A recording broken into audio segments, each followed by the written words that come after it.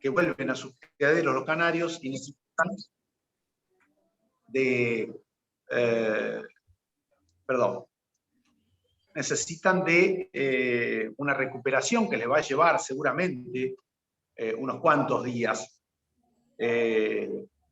Además, suponiendo que los canarios volvieran en un estado impecable, tiene otras contraindicaciones esto de empezar la cría mucho tiempo antes. Proceso de maduración de los nacidos en la temporada anterior, que en general requiere que una vez finalizada la muda pasen alrededor de 4 meses para que este proceso madurativo, en lo que tiene que ver con la fertilidad, con estar aptos para la reproducción, tienen que pasar. Entonces, si sacamos la cuenta de que fines de abril, mediados de mayo, fines de mayo algunos, nos estaríamos yendo un poco más adelante de fines de agosto, ¿no? Y después hay otras cosas más que tienen que ver con pensarlo a futuro, lo que va a pasar si adelantamos demasiado la cría con los canarios que nazcan en una época temprana. En general, el proceso madurativo de la pluma hace que los canarios nacidos más o menos desde fines de septiembre hasta fines de diciembre sean los que llegan con el plumaje más acorde a los certámenes, ¿sí? Entonces, si nosotros criamos pichones a fines de julio, principios de agosto, lo más probable es que esos canarios, cuando llegue la época de las exposiciones del año siguiente, ya tengan una tendencia a perder en el plumaje la calidad que van a tener si estuvieran en su momento justo. Y hay algunas otras cuestiones que tienen que ver también con esto de que los procesos de reproducción suelen tener un tiempo de duración. Y cuando antes empiecen, es probable, si los regímenes de luz, de temperatura, si la actividad de los machos y demás no están en condiciones, este proceso termine antes. Entonces, nos puede pasar que estemos llegando a mediados de noviembre o fines de noviembre con un montón de machos en general, a veces algunas hembras también, ya en condiciones de irse a replume y dejar la reproducción hasta el año siguiente. Entonces, sin contar la parte climatológica, ¿no? Que también la podríamos acomodar en un criadero, climatizando, con calefacción, con régimen de luz, adelantando un poco las horas de luz que tendríamos en la época netamente de la reproducción, pero también no es lo ideal, porque la climatización artificial nunca termina siendo lo mismo que criar en la época de cría. Está bien, así igual que, bueno, le vamos a dar un punto específico de trato sobre el tema de la luz y... Sí, exactamente. Bueno, básicamente estas son las cuestiones por las cuales, muchas más, pero las puntuales, las más sobresalientes, bien, que hacen que no convenga arrancar ante la crisis, ¿no?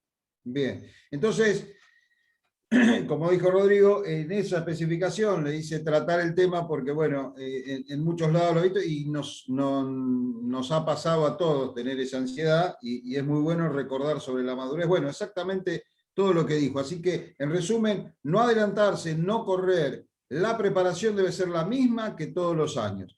Llegamos con los pájaros del campeonato y, bueno, y nos encontramos con uno de los primeros pasos que tenemos una desparasitación externa. O sea, ahí entra en juego nuestra amiga la ivermectina. Javier, puntualmente con la desparasitación externa, ¿cómo tratamos ahí la cosa? Llegamos del campeonato, traemos todos los pajaritos, ¿qué hacemos?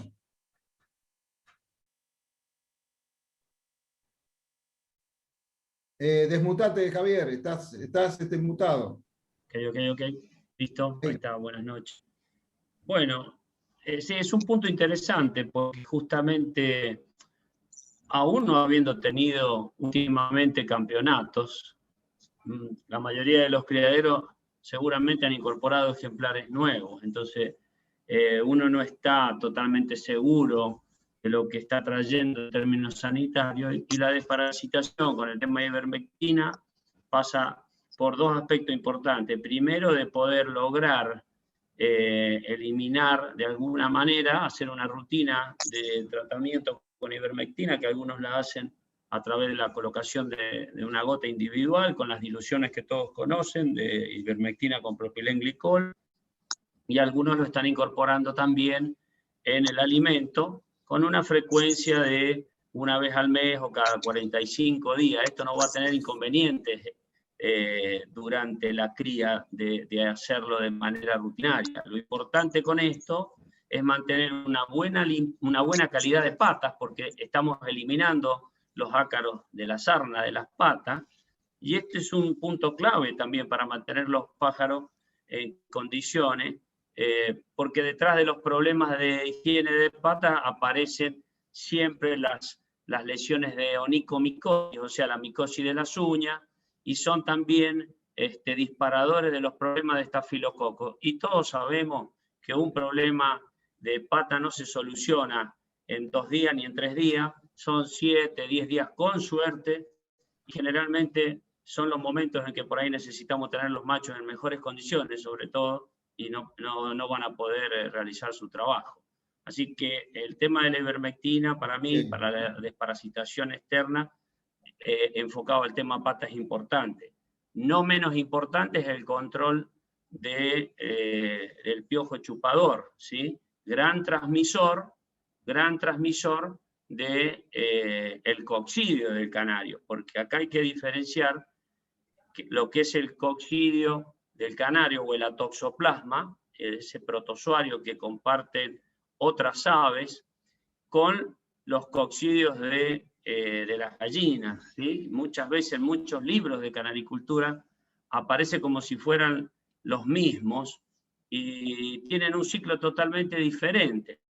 El coccidio del canario o el atoxoplasma hace un ciclo, digamos, en su intermediación, toma al piojo chupador como huésped intermedio. Entonces, si yo estoy tratando la coccidiosis en el canario y no controlo el ácaro ambientalmente en el criadero, lo más probable es que no solo mantenga el ácaro, sino que voy a tener otra recidiva del atoxoplasma o del coccidio cuando aparezca otra vez el piojo chupador a interactuar con nuestro plantel. De ahí la importancia de, cuando hablamos de desparasitación externa, hacer foco en esos dos aspectos, lo que es piojos chupadores, básicamente, y lo que es sarna de pata para mantener una buena higiene de patas. Bueno, eso bárbaro. como tema de ivermectina, Sergio. Bien, bien, perfecto. Sí, después seguimos con lo otro que hay para el tema de la desparasitación. Bueno, Danilo, ¿querés agregar algo más? ¿Es amigo tuyo la ivermectina en tu criadero? ¿Se lleva bien con tus canarios? ¿Qué tal? ¿Cómo le va a todos? Bueno, no, realmente sería una osadía no estar de acuerdo con lo que dice Javier, que realmente en esto está mucho más en otra dimensión que nosotros.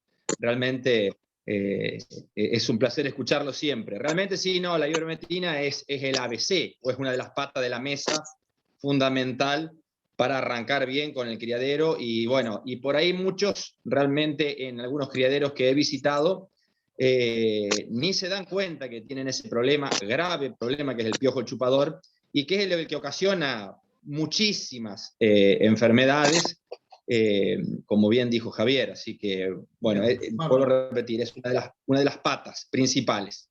Perfecto. Bien. Bueno, estábamos como, ¿en qué momento empezamos? Y hacemos, apenas llegan esto del criadero, estamos en julio, llegaron los pájaros al criadero. Si tenemos que hablar de alguna fecha ideal o más conveniente, hay varias cosas para empezar a hacer, entre ellas, como dijo Rodrigo a veces, que algunos lo hacen, otros no, y también con una diversidad de éxito en los distintos criaderos. Como siempre digo, cada uno tiene su librito y obviamente no es lo mismo el criadero de los hermanos tucumanos con este señor que está en Ushuaia criando canarios para FAC. O sea, no, obviamente no es lo mismo. Sin embargo, hay puntos que son comunes a todos. Y puntualmente con el tema de la fecha, más allá de lo que dijo Rodrigo, después vamos a ir puntualmente también al tema de la luz, cómo tratamos de adelantar a aquellos que quieren hacerlo. Hay criadores con muchísimo éxito que me dicen, empiezo la cría cuando los gorriones empiezan a armar el nido. Pero bueno, ya que estamos, Rodrigo, para más o menos dar una idea de la fecha más conveniente, qué sé yo, en el caso mío es mediados de agosto, casi fines de agosto, ya digamos como que empiezo todo a marchar, pero bueno, eso es lo que yo hago más o menos a lo que yo voy. Si tuviéramos que plantear una fecha, la tuya, ¿cuál sería? Bueno, me parece que, como sabemos, cada maestrito con su librito, ¿no? No nos vamos a poner de acuerdo todos en la misma fecha, pero sí creo que estamos dentro de un par de semanas, que sería la última de agosto y la primera de septiembre, como el momento ideal. Por supuesto que acá influyen algunas cuestiones, que son, desde mi punto de vista, tres.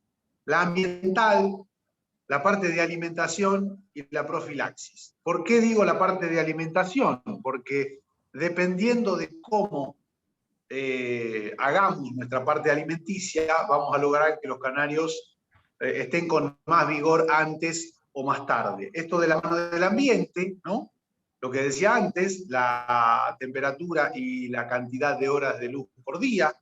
Y por último, algún tratamiento de profilaxis que hagamos antes, dependiendo del tiempo que ese tratamiento nos lleva. De esto supongo que después alguna mención va a hacer Javier. Esto nos va a llevar más o menos hasta fines de agosto o principios de septiembre. Quiero decir por qué me parece importante, en mi caso personal, los primeros 10 días de septiembre. He tenido la experiencia en los últimos años, muchos años, más de 10 o 12 años o 15 que arranco en esta fecha, que el comienzo es muchísimo más parejo que haciéndolo mucho antes. O sea, ¿qué quiero decir?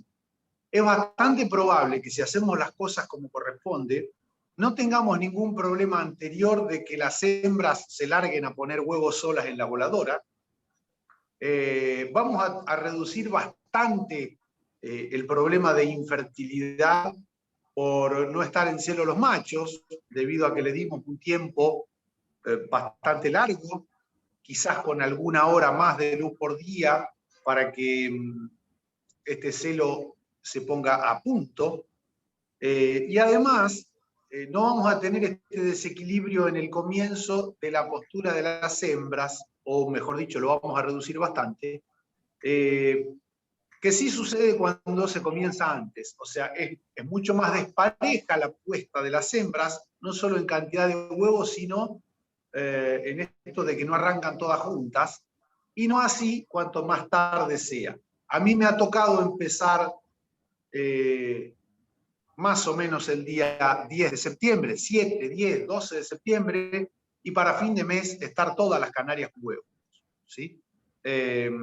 O sea, en 10 días la explosión es muy, muy pareja, y bueno, y eso nos garantiza también un orden en el criadero, una periodicidad de posturas que nos va a llevar bien hasta fin de diciembre, como para hacer 3 posturas, que creo yo que es más o menos lo ideal para no desgastarla, para no desgastarnos nosotros también, porque termina siendo algo bastante saturadora ya por fines de diciembre, quien no está cansado. Así que me parece que esas 3 cuestiones influyen para que la fecha ideal sea fines de agosto, principio de septiembre. Bien. Bien, Danilo, ¿coincidís más o menos con la fecha? ¿Empezás más tarde? ¿Cómo es lo tuyo? No, sí, perfecto. En eso no hay, es siempre lo que yo digo. El tema puntual nace desde los campeonatos argentinos, que es lo que por ahí comentabas vos. Tenemos que darle a todos los ejemplares su tiempo necesario para realizar todos los planes sanitarios con prudencia y, valga la redundancia, con tiempo, porque si no, ¿qué es lo que le pasa a mucha gente? Y después vienen los fracasos, que llegamos al campeonato argentino y en 10 días le queremos dar todo lo que no le dimos en un año. Y ponemos coccidio, trichomonicida, antibiótico para esto, desparasitamos, en 10 días. ¿Qué es lo que logramos? Una baja de defensa terrible, un agotamiento de los ejemplares, y hacia su vez a eso, ni bien terminamos, sin darle de método de recuperación, le clavamos el nido dentro de la jaula, los pobres bichos no saben para dónde agarrar. Eso es, claro, eso es realmente, no sé si decirte un porcentaje, pero es un gran porcentaje de los, como es, del defecto o a ver, bueno, no me sale la palabra, bueno, pero que no hay buena cría justamente por eso, porque tiene que ser todo tan junto que... El fracaso, bueno, el fracaso de la cría... Exactamente, del fracaso realizado. Claro. Tal cual, exactamente. Está bien. Javier, vos también empezás por esa fecha, más o menos. Sí, te diría que creo que con el tiempo también uno aprende a manejar la ansiedad, ¿no? Y con los resultados, porque acá uno de los defectos que tenemos los criadores, en esto me sumo como creador y no como profesional de la producción avícola, es que no medimos, nos cuesta mucho medir y registrar. Si pudiéramos medir porcentaje de nacimiento, de fertilidad, de postura, un poco lo que hablaba Rodrigo, veríamos en corto tiempo que a veces tenemos malos resultados porque el plantel no arranca como plantel, empiezan a arrancar de manera dispar. Entonces creo que ahí hay que bajar un poco la ansiedad, tratar de hacer las cosas que hay que hacer y que arranque en el momento que tienen que arrancar. Y mucha observación hace falta en esto, o sea, no dejar de lado la observación es lo más importante. Por ahí vamos, charlamos con 20 canaricultores y no miramos el criadero hembra por hembra, a ver cómo están, no miramos los machos, machos por machos. Acá se hace la diferencia, mirando los animales, agarrando, observando, controlando, ahí se hace la diferencia. Sí. Bien, bueno, y después algo que es muy cierto, que nosotros transmitimos en el criadero lo que nos sucede. Cuando nosotros estamos ansiosos, estamos nerviosos y todo eso, y entramos al criadero, créanme que los canarios interpretan mucho de todas esas cosas que a nosotros nos suceden. Es así. Le transmitimos la ansiedad, también le podemos transmitir la felicidad y le transmitimos el nerviosismo que no les hace para nada bien. Bueno, antes de comenzar, Javier, con vos con el tema de lleno, en el tema del resto de la desparasitación, más allá de la desparasitación externa, cuando uno llega siempre empieza a extender lo que al menos lo que muchísima gente hace, y vamos a compartir a ver si acordamos con esto, es ir extendiendo las horas de luz de a pequeños tramos durante el día, durante 2 o 3 días, pequeños tramos de aumento del uso horario, hasta que llegar aproximadamente entre 10 y 12 horas, que es en plena cría de luz. Algunos usan la luz proveyéndosela de forma antinatural, por decirlo de alguna manera, otros crían con la luz natural, pero bueno, volvemos a lo mismo, cada uno lo puede hacer, la mayoría hace una extensión del uso, o al comienzo en el amanecer, le extiende el amanecer, le adelanta el amanecer, o le extiende el anochecer. Pero bueno, los que lo hacen siempre llegan a una cantidad de horas luz más o menos entre 10 y 12 horas. Y lo que es machos por un lado, por supuesto, y hembras por el otro, ¿no? Rodrigo, ¿cómo es el tema de la luz en el caso tuyo y macho y hembra? Bueno, me parece bastante importante este punto. De cualquier manera, me gustaría que después Javier dé una explicación más específica del porqué de las horas de luz. Acá hay que, sí, lamentablemente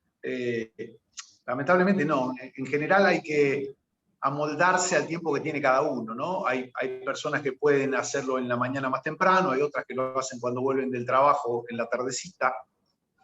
Yo no soy muy amigo de extender demasiado la cantidad de horas de luz y creo también que es más beneficioso hacerlo en la mañana, en el caso de extender las horas de luz.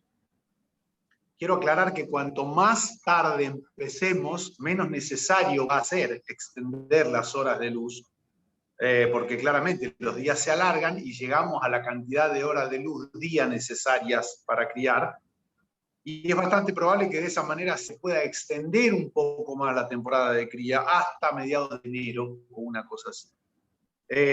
No obstante, lo que trato de hacer, repito, como dije antes, cada uno tiene su método, y esto es lo que en mi caso particular hago, es tratar de no dar demasiada cantidad de horas de luz día, no más de 1 hora cuando arranco a estirar el día.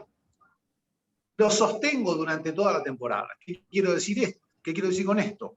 Que siempre trato que de las horas de luz día, mi criadero tenga 1 hora más durante toda la temporada.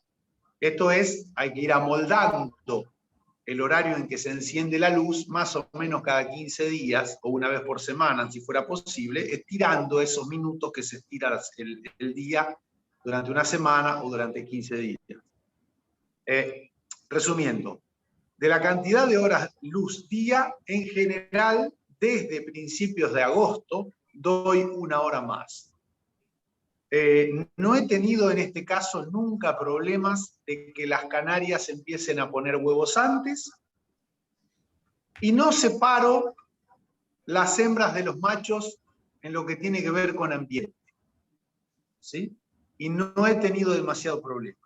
A esto hay que sumarle claramente el no exceso de suplementos vitamínicos. Esto no quiere decir no dar un suplemento vitamínico, quiere decir no dar en cantidades que no sean beneficiosas. Esto quiere decir no dar una cantidad terrible de alimento con demasiadas calorías, que también podría influir en este aspecto. O sea, una dieta que sea la que corresponde sin excederse, ¿sí? De esta manera los resultados terminan siendo más o menos estos que estoy diciendo. No hay problema de que las hembras pongan antes. Los machos llegan a esos primeros días de septiembre ya estando bastante bien en celo. Las hembras empiezan a moverse rápido a principios de septiembre. Por supuesto que acá la explicación que nos deja Javier después respecto de la cantidad de horas de luz, más técnica seguramente, va a ser más aclaratoria. Quiero hacer una sola aclaración más, que no lo dijimos antes. Acá la cuestión no es criar temprano, ¿sí? Acá la cuestión es criar bien. Entonces, no es carrera para ver quién tiene antes mayor cantidad de pichones. Lo que importa es el promedio que saquemos a fin de año, el estado en el que estén y la calidad de estos pichones, ¿sí? No hay una carrera para ver quién saca pichones en julio. Bien. No le van a dar un premio a nadie que saque pichones en julio, solamente por el hecho de sacarlo en esa fecha. Así que tengamos claro que lo importante es criar bien y no criar temprano. Bien. Bueno. Sergio, ahora, disculpe que los interrumpa un segundo, simplemente para aclararles. Estamos con serias dificultades con la transmisión en vivo, se entrecorta mucho por la escasa señal de internet que hay, pero la charla está siendo grabada. Igualmente está siendo transmitida, pero está siendo transmitida de manera interrumpida, que es difícil de poder verla. La charla está siendo grabada, se va a subir ni bien termine la transmisión. Igualmente nos están siguiendo más de 50 personas. Bien, bueno, fíjate las preguntas después. Sí. Bueno, estábamos con el tema de la luz, y bueno, y de las horas, y de no adelantarse y no empezar tanto en julio, sino criar bien. Y cuando yo dije el tema de los nidos de los gorriones, era de mi amigo Tito Chillado, que solamente hacía 2 posturas en el año, solamente 2. Y sin embargo, entre él y Gustavo han salido campeón argentino durante muchos años. Y solamente con 2 posturas bien hechas. Digamos que refrenda lo que acaba de decir Rodrigo. Javier, desaznanos totalmente del efecto de la luz sobre estos ejemplares.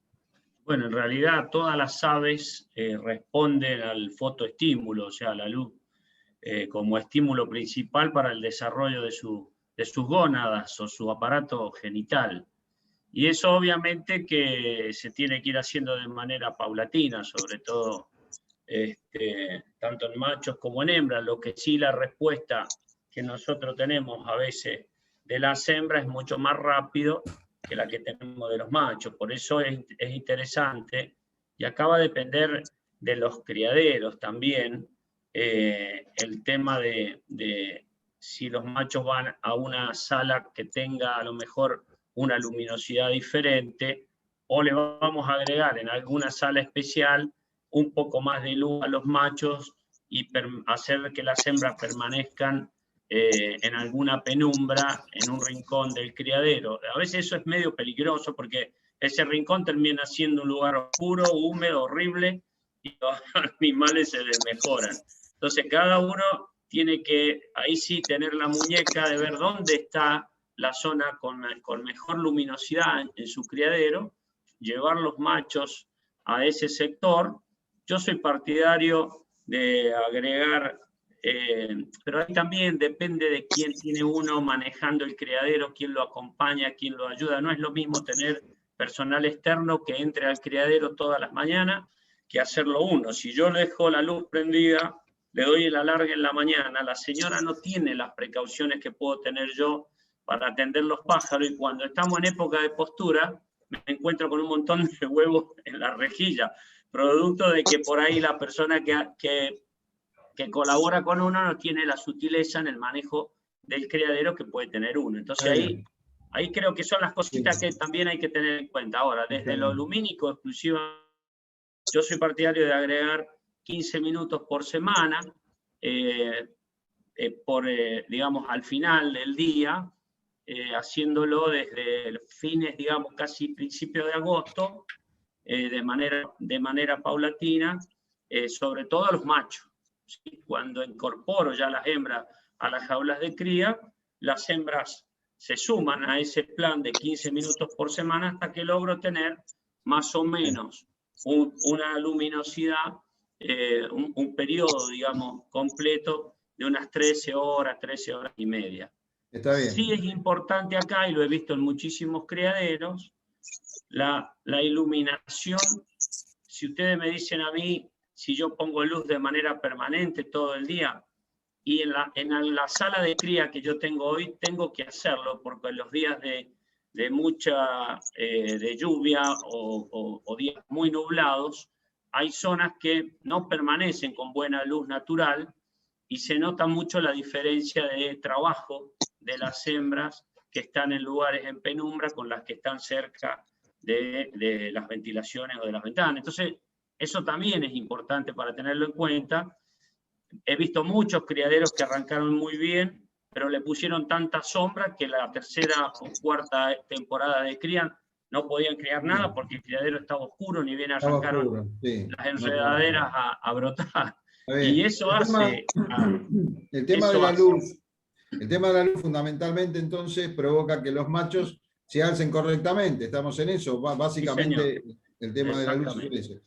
Hay no un mito, pero una creencia errada en cuanto a que la vitamina E es la que provoca también el alzamiento del pájaro. Me gustaría que termines con eso, con una definición de la vitamina E, que es lo que provoca.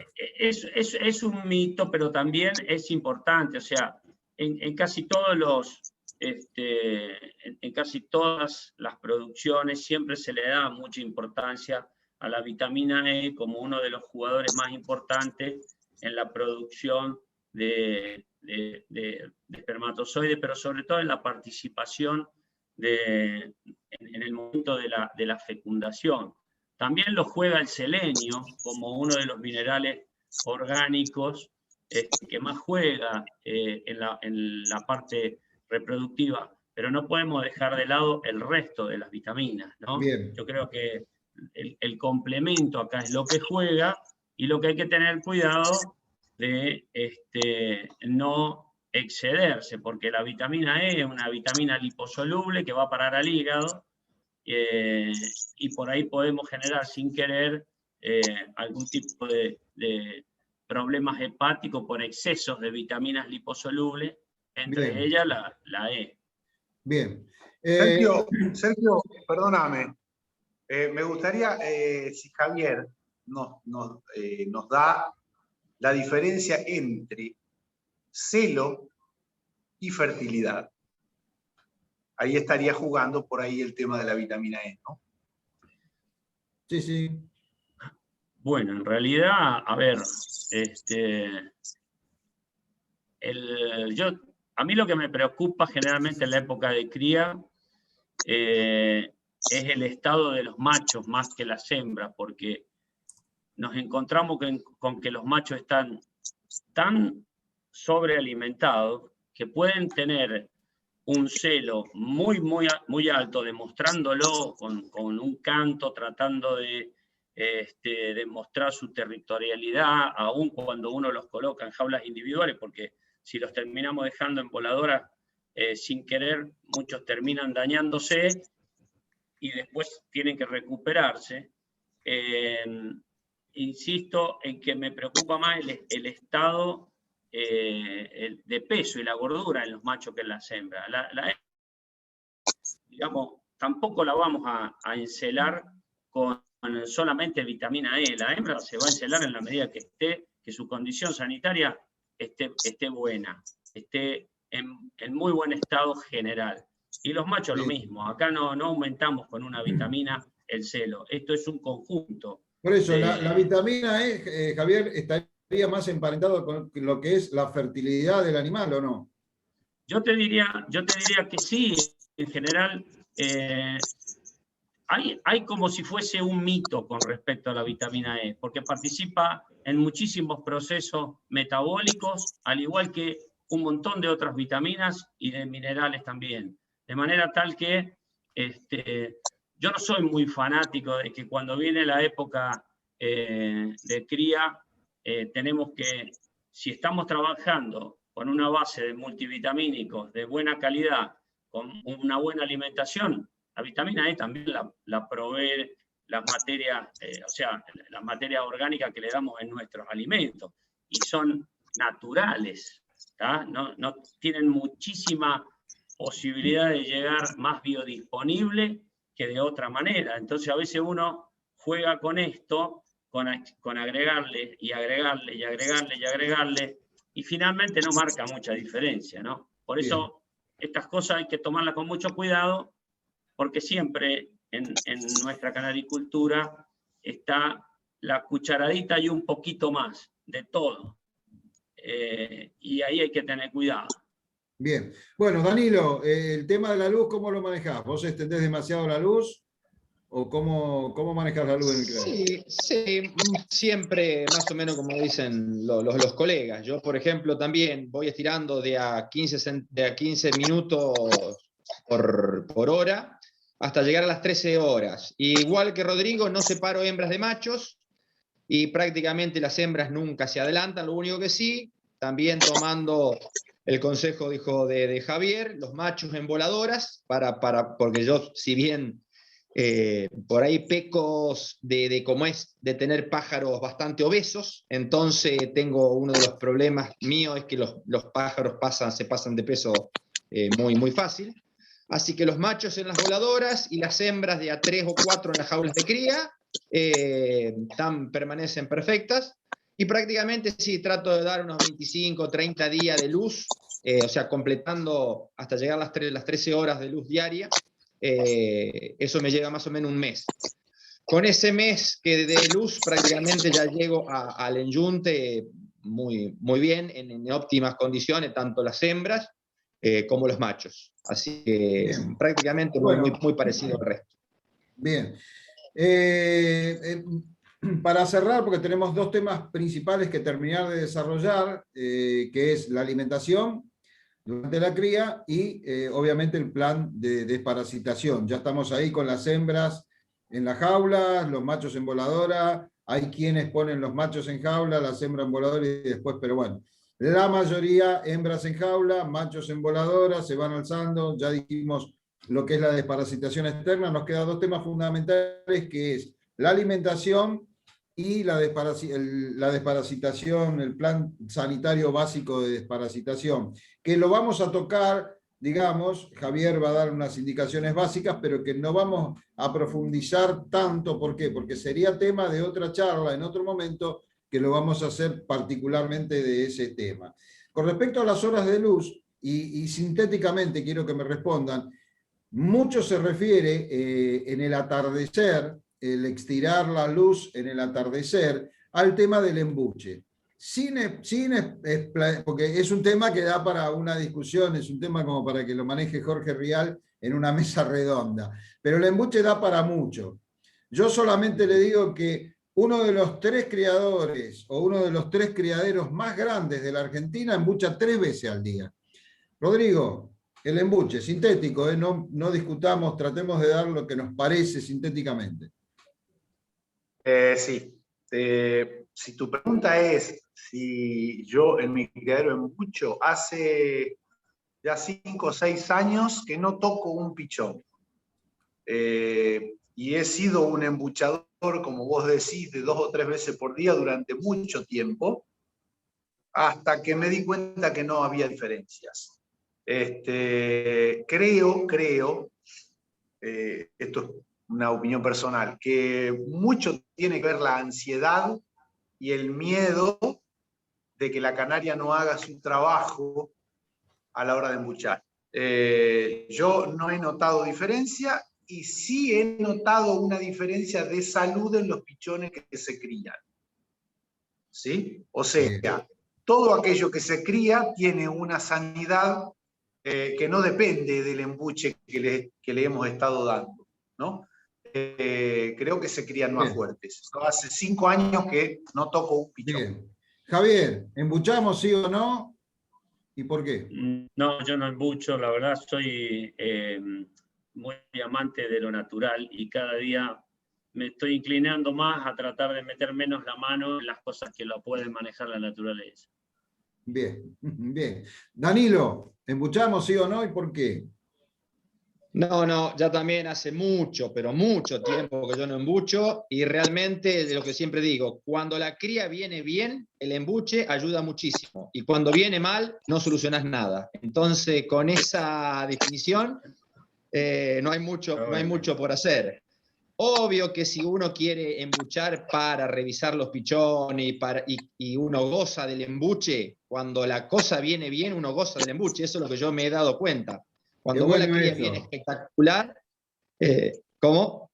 Qué bueno eso, es un placer embuchar cuando viene bien. Claro, cuando la cría viene bien es un placer embuchar porque los pichones están gozando de buena salud, entonces vos cuando embuchás te va todo una maravilla. Ahora, se sufre muchísimo y no solucionás nada embuchando cuando la cría viene mal y se sufre mucho también.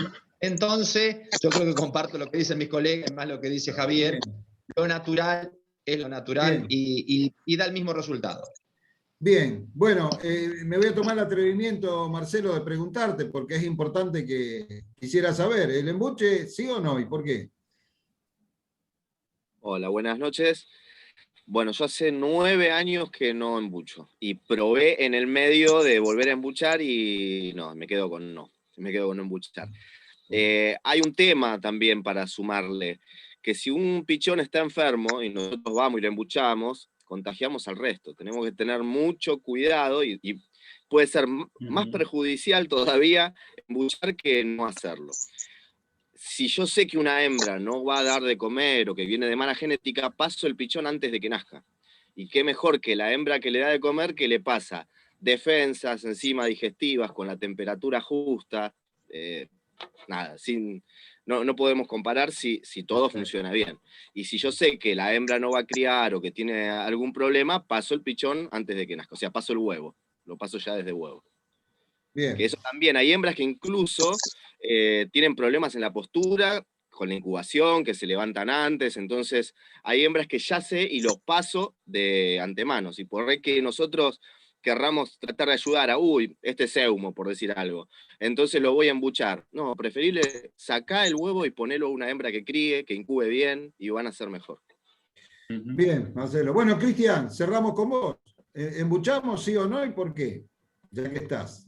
No, mira, coincido un poco con lo que transmiten mis colegas. La verdad que cuando la cría viene bien, más vale no meter la mano y dejar que la naturaleza haga lo suyo. Y lo aprendí también, tengo que reconocerlo, que a pesar de tener muchos años de criador, aprendí que esto de que podés correr el riesgo de estar contagiando y transmitiendo vos mismo con el palito y con la jeringuita y con esto, llevando la enfermedad de un lado a otro, es un riesgo serio que corremos. Entonces prefiero que, en la medida de lo posible, la naturaleza se encargue y asistir lo menos posible.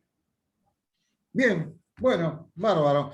Entonces, Javier, si te parece bien, creo que ya más o menos redondeamos, hemos venido del campeonato, hemos hecho una desparasitación externa.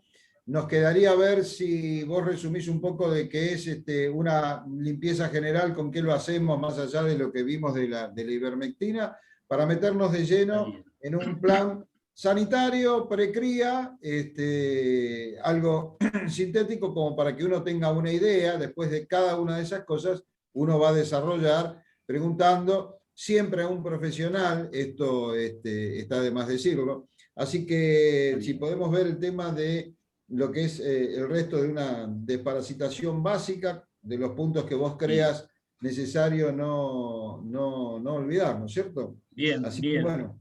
Bien, yo creo que agregando a lo que hablamos de la ivermectina, no me complicaría demasiado. Hoy lo que tenemos identificado como problema pasa por el lado de la toxoplasma o el coccidio del canario, que sabemos que tenemos que hacerlo con una combinación de productos químicos como el tortrasuril o el diclasuril, en combinación con complejo de sulfas.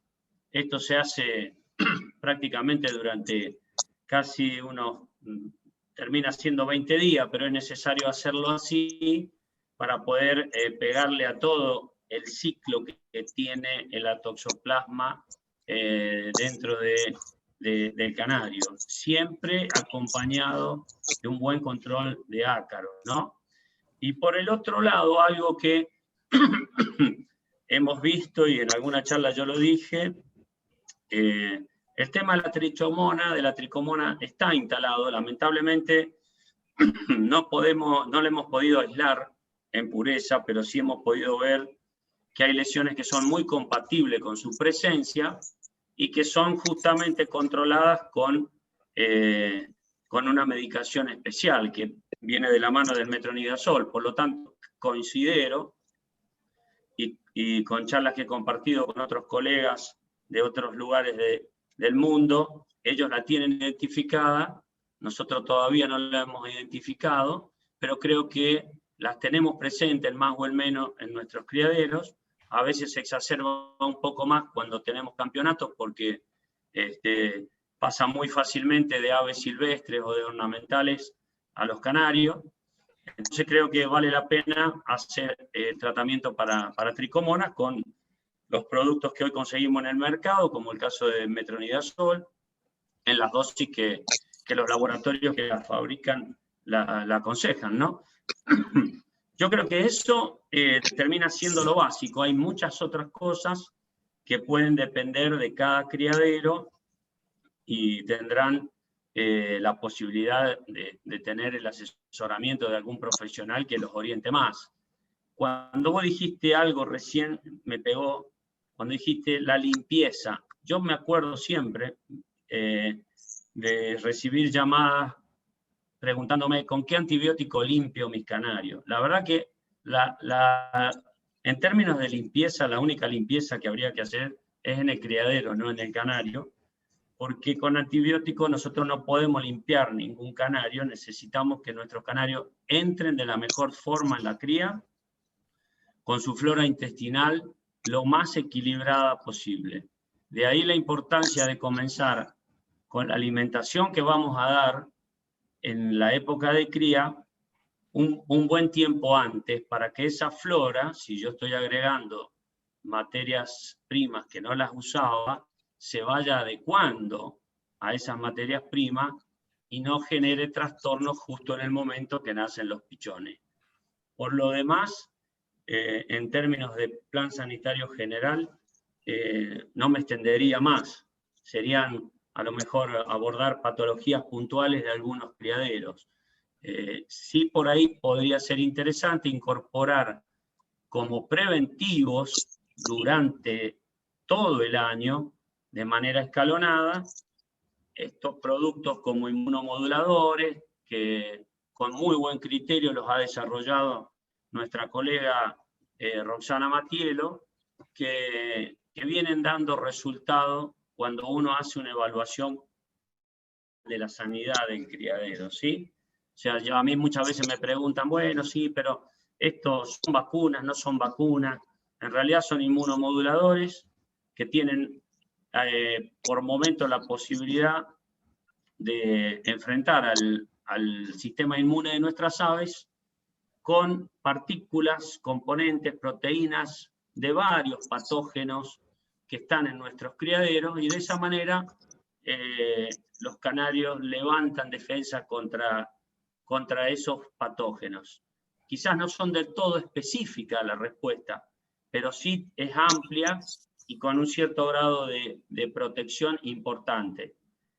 Eso es interesante hacerlo no antes de la cría, acordarse esos días, sino de alguna manera armar un esquema de trabajo con ese tipo de moduladores, de inmunomoduladores, durante todo el año, cosa que cuando llega la época de desafíos importantes, ya por lo menos nuestros pájaros tienen un nivel de inmunidad interesante contra las principales noxas o patógenos, ¿sí? Bien. Creo que nombraste el Diclazuril y el Totasuril para el tema del coccidio. Dos cosas que me preguntaron con anticipación, sabiendo que estaba esta charla. ¿Qué hay de la infertilidad emparentado con la utilización de estos dos? Y hay uno que es más fuerte que el otro, que no conviene dárselo en la época de cría. ¿Es así esto? Mira, no tengo esa información.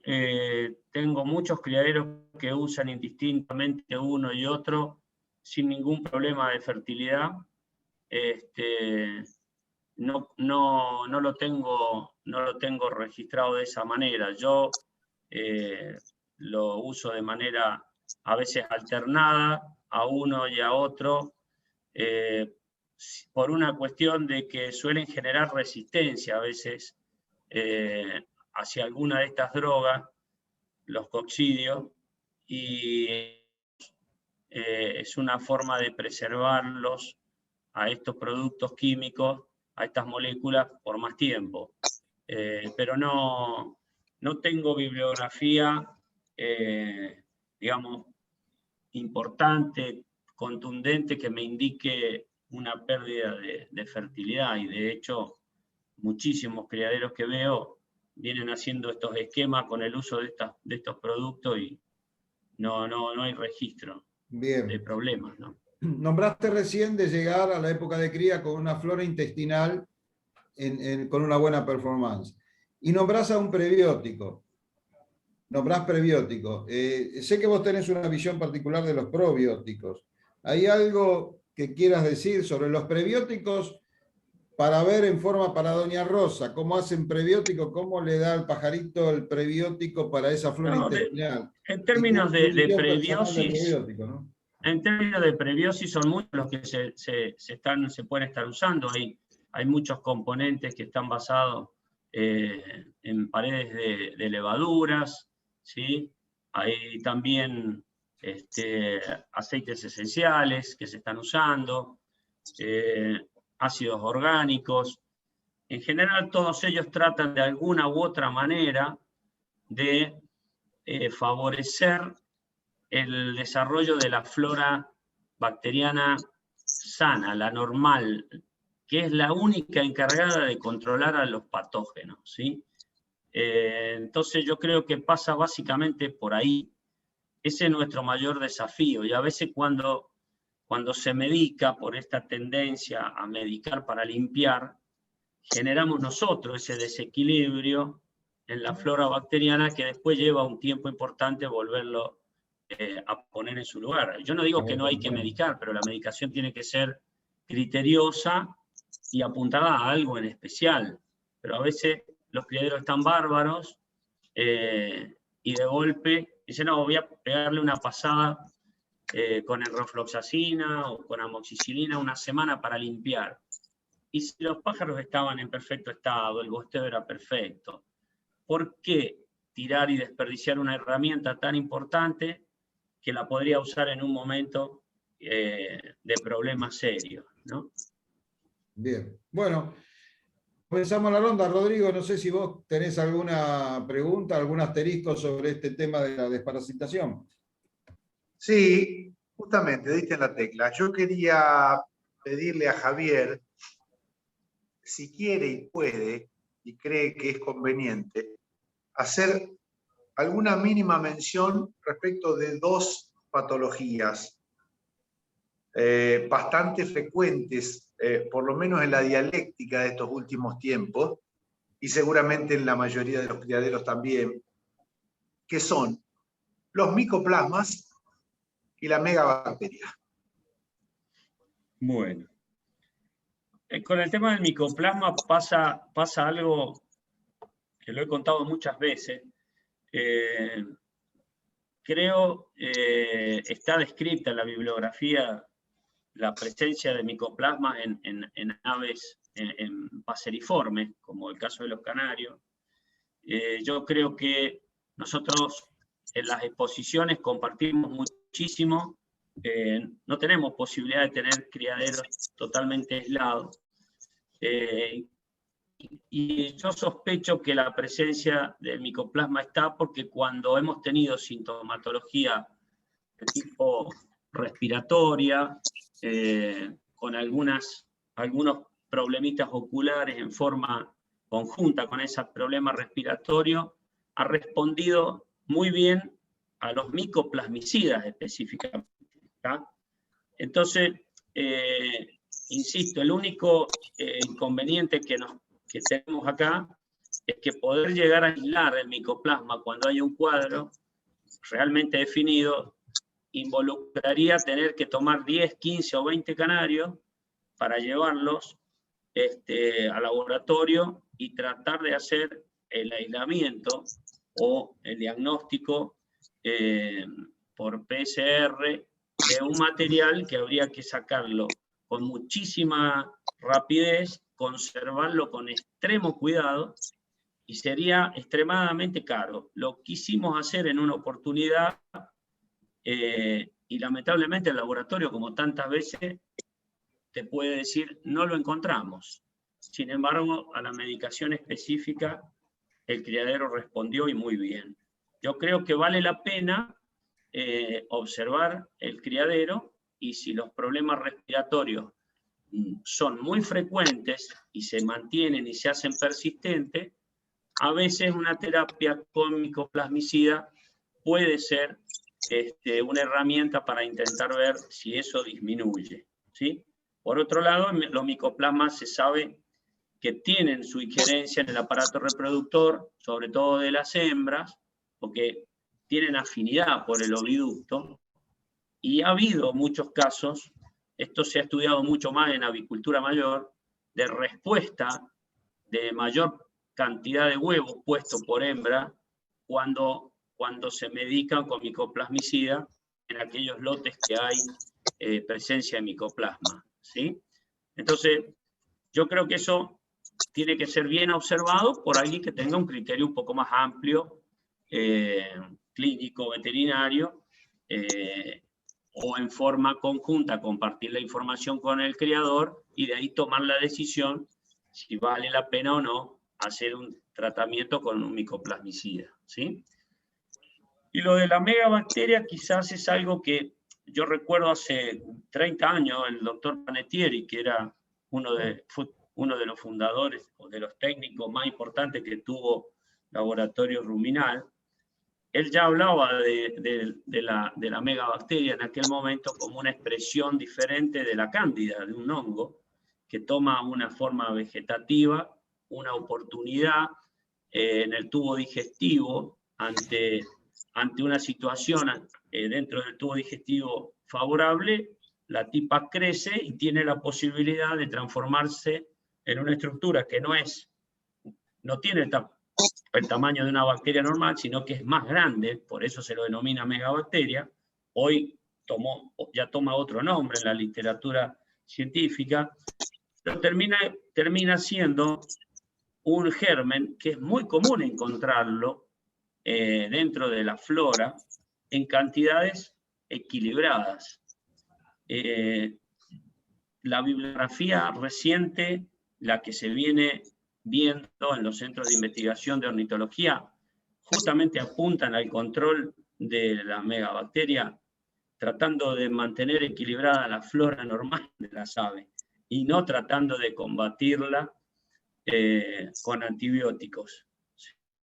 Y de hecho, yo he tenido casos de criaderos que han sido diagnosticados con megabacteria y no han podido salir del problema, hasta tanto no sacaron todo lo que estaban medicando y trataron de equilibrar la flora con productos naturales, llámese ácidos orgánicos, paredes de levadura, buscando un equilibrio de la flora bacteriana.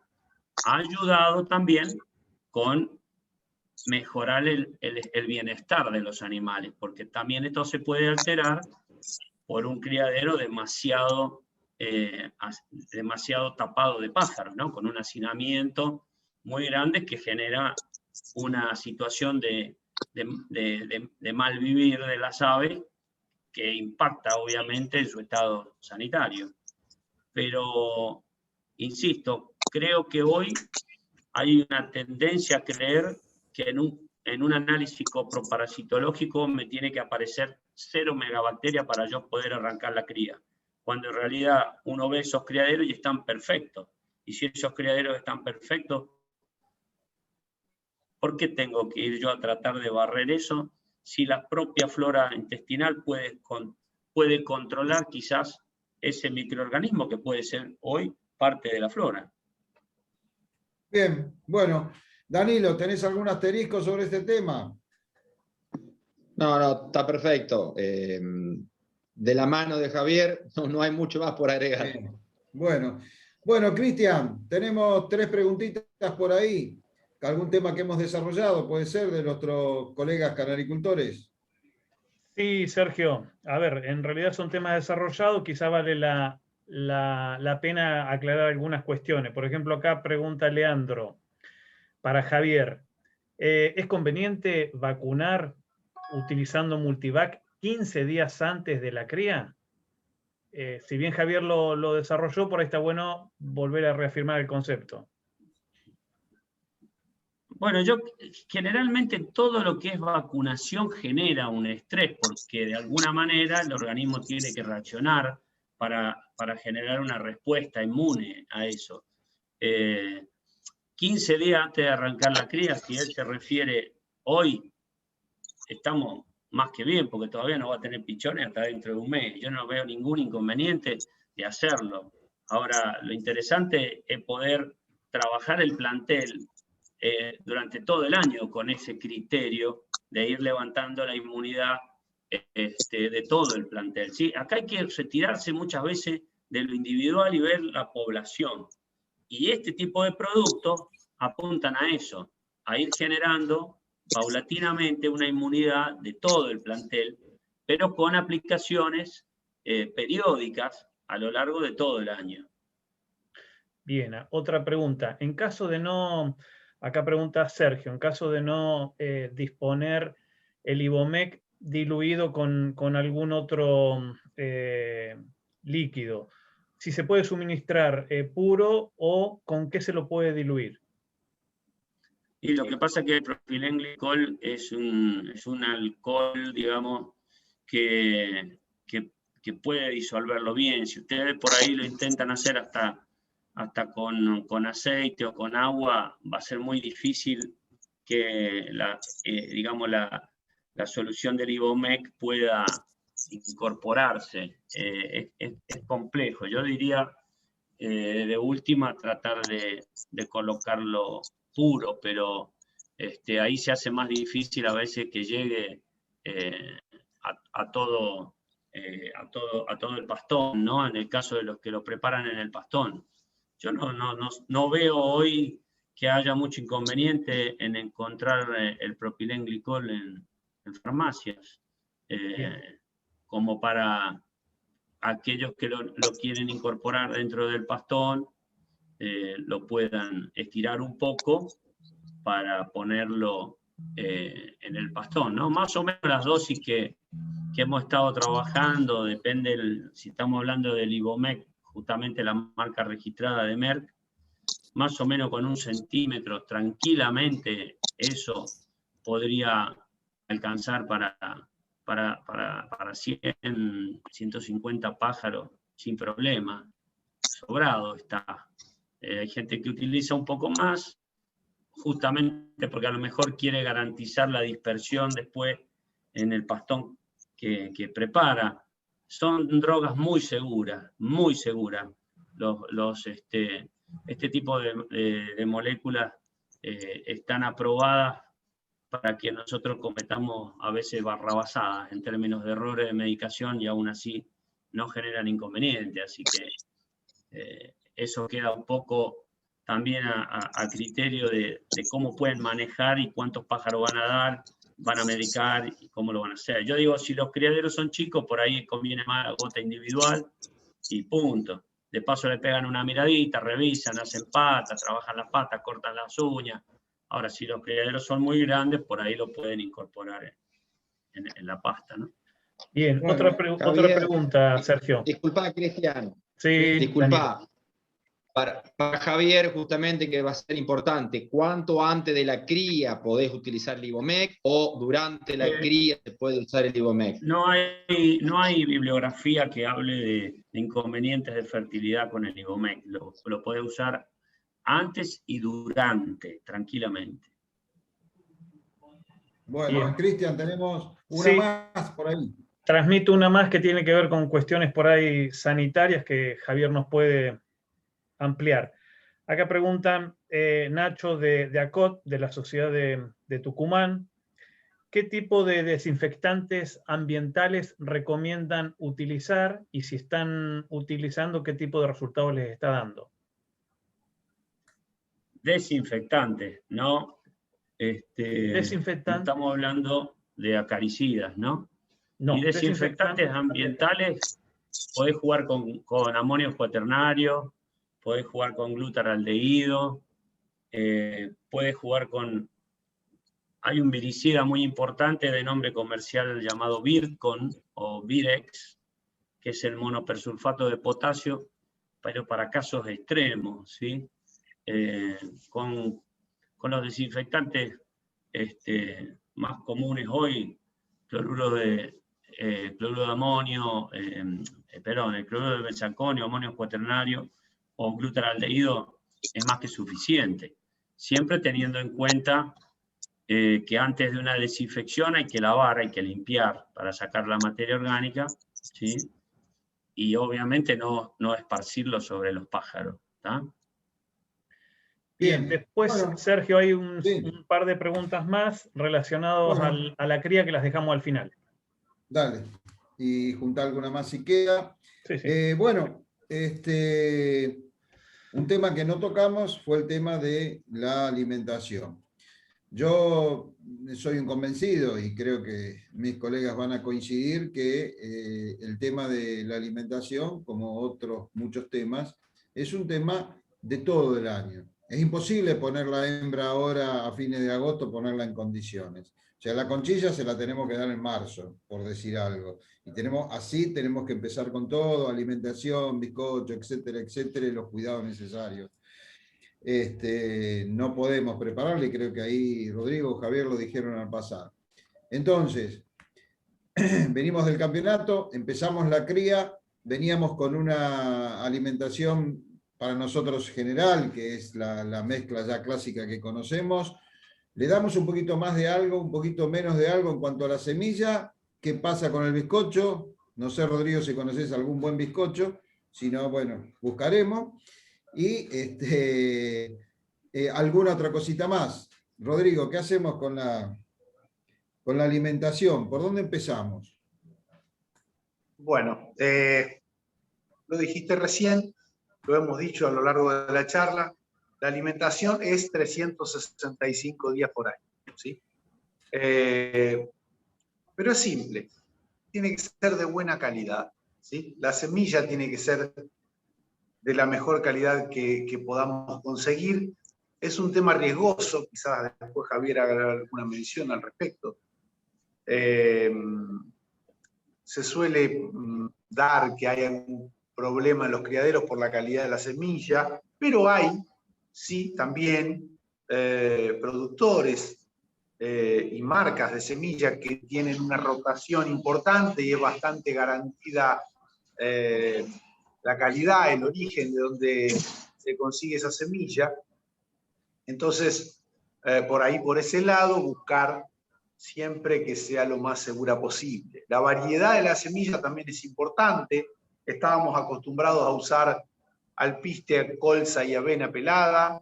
Hoy estamos incorporando algo de lino, sésamo, chía. Se nos ha ido un poco lejos el avicín, claramente, por esto del costo. Se está incorporando en los pastones quinoa y amaranto remojado, se puede dar trigo bulgol, se aditivan verduras, brócoli, achicoria, huevo duro, ¿sí? Por supuesto, ¿no? Huevo cocido. Respecto de los bizcochos, de los pastones, más o menos lo mismo que digo respecto de la calidad de la semilla.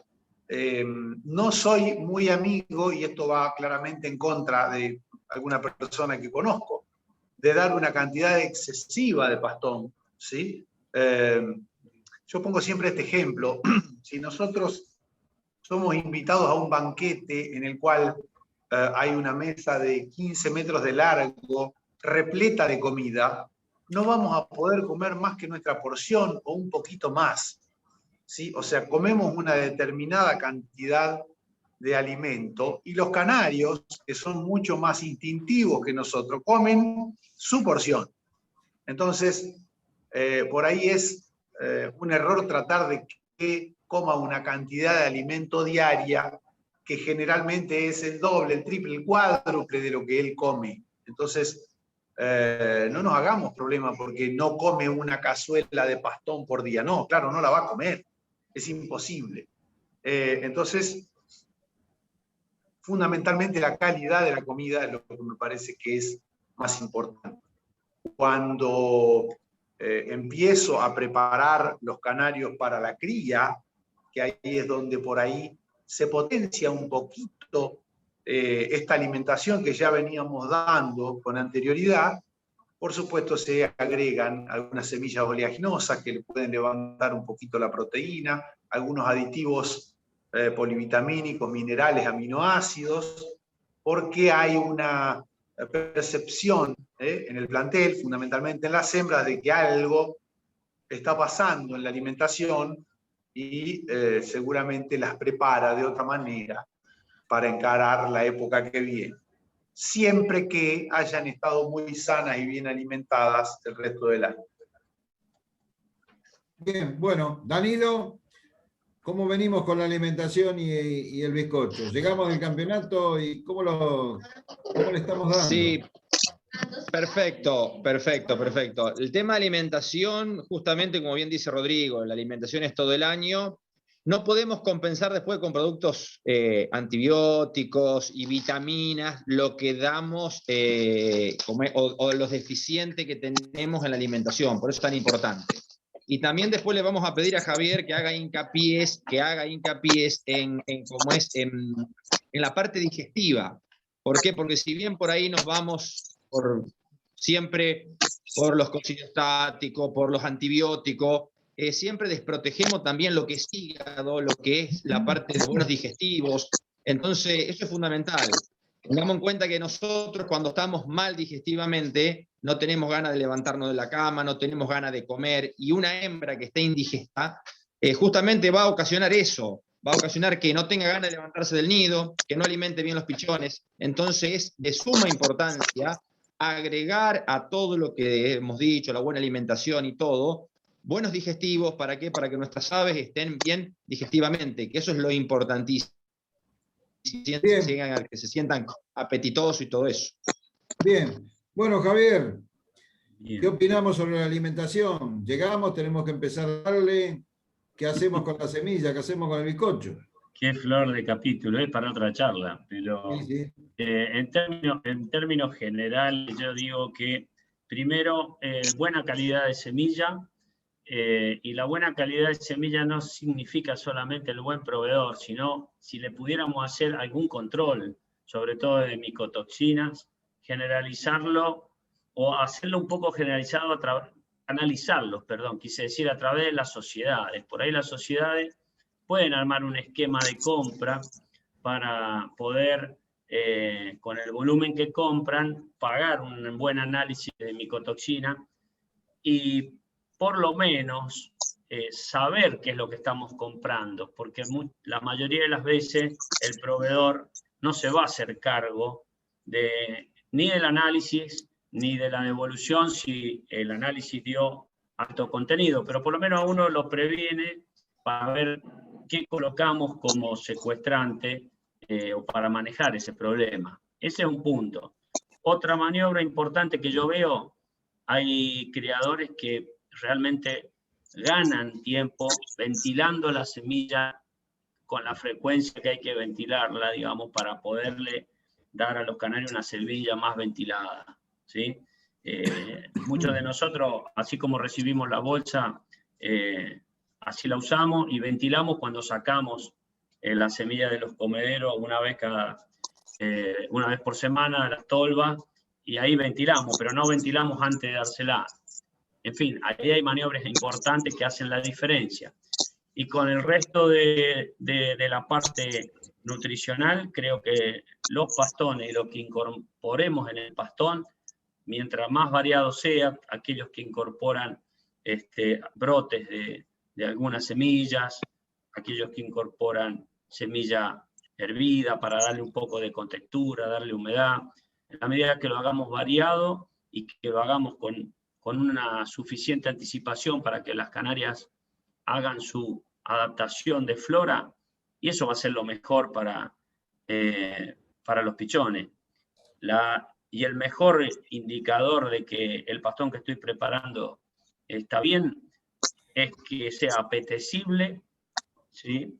Y que el bosteo que estoy viendo diariamente esté formado, nada más.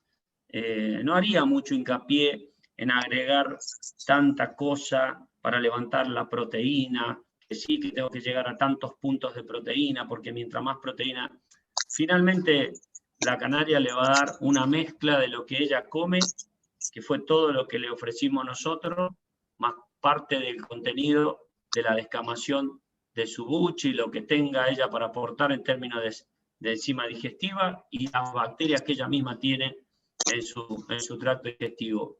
Ese va a ser el mejor probiótico para colonizar el intestino de los pichones. Creo que la alimentación pasa básicamente por ahí. No hacer grandes cambios en la cría, porque eso sí es estresante para los intestinos, para la microbiota de las aves. Los grandes cambios y las grandes correcciones de los pastones cuando se hacen en la época de cría seguramente no funcionan.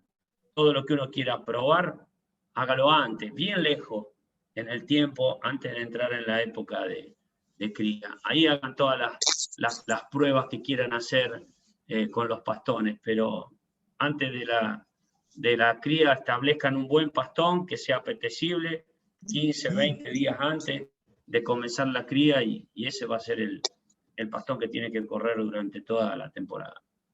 Bien, y con respecto a lo que dijo Danilo de la preparación, obviamente, del aparato digestivo de la hembra, importante, ¿no? Que se sienta bien.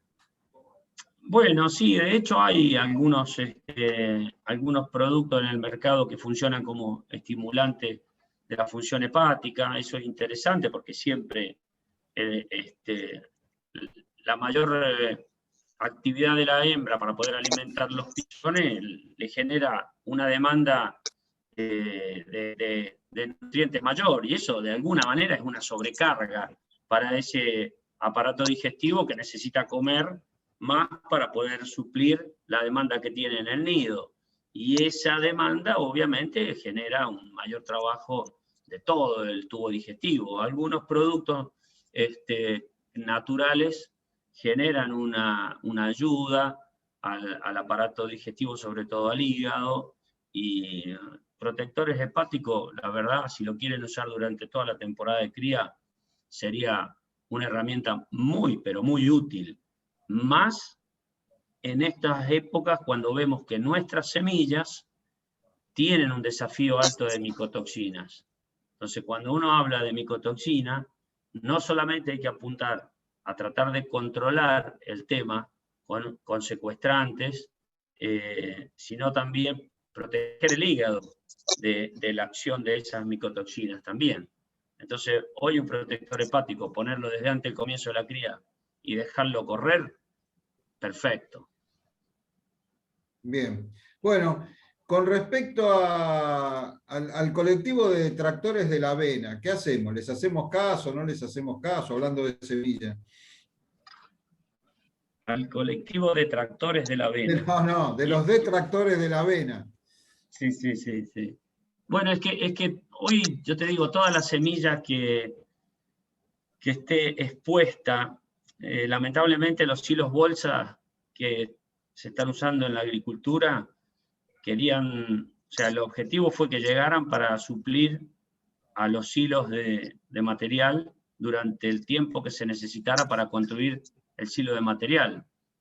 Pero llegaron para quedarse, y así como llegaron para quedarse, el alpiste nuestro también se almacena dentro de esos silos bolsa y corre el riesgo que corre la soja, el maíz, el trigo, y estamos teniendo desafíos muy altos.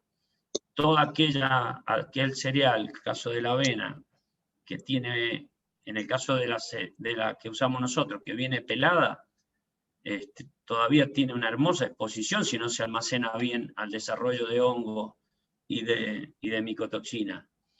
Eso es un tema que va a depender de quién la provea. Yo creo que las que vienen montadas tienen un tratamiento diferente, pero también lo más importante es que tienen una garantía de compra. O sea, yo calculo que la gente de molinos que compra para hacer el Quaker tiene muchísima más trazabilidad en la compra de ese cereal que la que voy a tener yo como canaricultor. Entonces ahí está la diferencia. Si yo voy a utilizar una avena mondada de un proveedor para food y no para feed, o sea, digo, para alimentación humana y no para alimentación animal, seguramente que voy a tener más controles en esa materia prima que la que les puedo ejercer yo como un mero consumidor de avena para los pájaros. No sé si se entiende la idea, ¿no? Sí, sí. Bien. Leo, para cerrar con el tema del bizcocho y después darle paso a algunos de los muchachos o a las preguntas, leo muy a diariamente en muchos grupos, mezclo un poco de este bizcocho con aquel otro bizcocho. ¿Estamos ante una peligrosidad alimenticia con esta acción?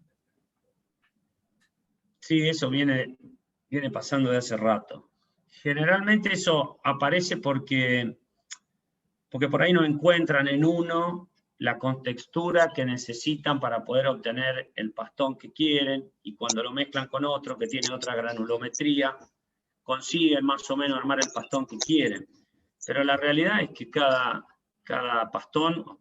bizcocho, debería estar formulado de manera equilibrada.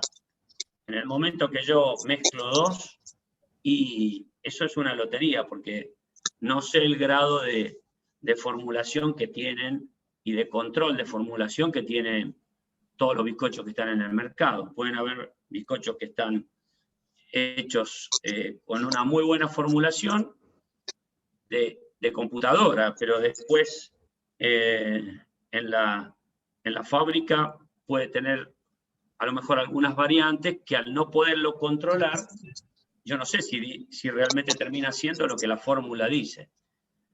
Y por otro lado, los requerimientos. Yo no sé si los requerimientos de los que formulan los bizcochos están homologados. O sea, si aquel que fabrica el bizcocho A tiene realmente los requerimientos del canario que tiene el que fabrica el bizcocho B. Yo creo que ahí puede haber una disparidad importante, por lo tanto mezclarlos me parece que sería desbalancearlos. Preferible quedarse con uno y trabajar con ese y no innovar. Bien. No innovar en la mezcla, en la combinación. En la mezcla. Sí, sí, sí, en la mezcla. Así como también dice, no, pero ¿sabés cómo lo come? Yo le pongo arroz hervido, no sabés cómo lo come. Ahora, uno le puede dar vainilla al canario, la come muy bien y sin embargo la devora, y la vainilla tiene un 5% de lo que un bizcocho debería tener. Así que no siempre porque lo coman quiere decir que es sano o que es beneficioso, ¿no? Tal cual. Bueno, Cristian, tenés unas preguntas más. Cristian, digo, ¿tenés unas preguntas más? Sí, sí, ahí te las leo, Sergio. Bueno, pero ya tienen que ver con cuestiones de manejo. A ver, el tema de la luz ya lo desarrollaron bien y fue bastante amplio con los conceptos de todos los participantes. El tema del embuche también ya está respondida y quedaría el tema de el manejo de tríos. La gente de ACOT pregunta, a ver, ¿de qué manera lo hacen? ¿Cuál es la experiencia de ustedes? ¿Cómo trabajarían el plantel si es que lo hacen de esa manera, con trío? Bien, bueno, ese es un tema muy, muy preguntado por el tema de que hay muchísima gente que por falta de tiempo o por creencia que debe ser así, no trabaja. Creo que trío te referís a un macho con 2 o 3 hembras, ¿no es cierto? Exacto. Por lo que dicen acá los chicos de ACOT, son 2 hembras, un macho. Claro, pero a veces cuando el macho es muy bueno, bueno, hacemos una extensión más. Pero bueno, sí, obviamente, yo particularmente utilizo un macho que necesito con 2 o 3 hembras, tratando obviamente de que las fechas no se superpongan en la actuación del macho, ¿no? Y nunca dejar el macho, a mi juicio, dejar el macho en la jaula por múltiples razones que son muy conocidas para aquellos que recién empiezan. El macho se hace muy hogareño, o el macho molesta a la hembra, canta, quiere volver a pisarla, la saca del nido, etcétera, etcétera. Así que el macho pisó, y una vez que pisó y la hembra pasan 2 o 3 días en el huevo, afuera. Pero para mí sí, tiene un voto positivo la utilización de un macho con 2 hembras. Rodrigo, ¿qué decís sobre esta pregunta? Bueno, sí. Creo que hay que separarlo en 2 partes. Por supuesto que a los efectos de optimizar alguna característica que queremos trasladar a la mayor parte del plantel o una calidad que queremos potenciar en una parte del plantel, esto de trabajar un macho con 2, 3, 4, 8 hembras, es posible, pero sería un error hacerlo desde el comienzo de la cría, porque a no ser que sea un canario adulto, que ya sepamos que puede hacer bien el trabajo el año anterior y se comportó bien, me gusta empezar la cría lo más posible con parejas, ¿sí? Excepto, como dije, machos que ya tengo la comprobación por el año anterior que han trabajado bien. Recién después de que en la primera postura o en la segunda vi que se comportan de acuerdo a mis expectativas, ahí sí empezar a usarlo con otra hembra o con 2 hembras. Como dije recién, he llegado a usar algún macho de calidad óptima hasta con 8 canarias en una misma temporada. En el caso de trabajar en tríos, trato de que las jaulas estén al lado, ¿sí? Para que la hembra que le va a corresponder también lo vea a él y él pueda cantarle y demás. lo trabajo un día en cada una de las 2 jaulas, y si veo que una de las 2 canarias está más adelantada, por supuesto lo dejo ahí hasta que pone su tercer huevo y ahí lo paso a la jaula de al lado. Y contrariamente a lo que decías, Sergio, una vez que nacen los pichones, pruebo a ver qué tal es como criador. Casi siempre con la grata sorpresa de que los buenos criadores machos crían mejor que las hembras, ¿no? Y además con un beneficio extra, que es que él va a terminar de criar a los pichones cuando la hembra esté incubando de nuevo, ¿sí? Y además, a la hora del destete de los pichones, con la grata sorpresa de que llevando un macho criador con 20 pichones a una voladora, es muy probable que no se le muera ninguno, ¿sí? Porque termina de criar inclusive a los de otras jaulas. Por supuesto que es un trabajo que hay que ir haciéndolo paulatinamente, hay que ir viendo cómo se comporta cada uno, pero suele dar buenos resultados. Y si me preguntás, y lo ideal sería criar en parejas, ¿sí? Pero siempre nos pasa que tenemos alguno que queremos sacarle unos cuantos pichoncitos más, ¿no? Sí, sí. Bueno, Danilo, ¿criás en tríos también? ¿Ves bien? Sí, sí, es más o menos similar el tema, muy similar. Lo que yo hago justamente también es poner, bueno, uno arriba del otro y trabaja un macho con cada hembra un día y al otro día el otro. Así que sí, eso es fundamental. Yo les digo más, yo armo los cuartetos de nido. ¿Por qué? Porque 2 hembras muy similares con un macho que tenga condiciones, larga pichones todos muy parecidos y prácticamente nacen los cuartetos ya de nido. Eso es algo fundamental. Ah, mirá vos qué buen detalle, ¿no? Pero ¿qué Las haces 2 con el hembras muy macho? parecidas, de genética muy parecida, con un muy buen macho, te va a alargar la prole prácticamente muy parecida. Entonces, por lo general, a la hora después de separar los cuartetos, da siempre la casualidad que son hijos de prácticamente siempre las mismas yuntas. ¿El Eso también macho hay que tenerlo en queda, cuenta.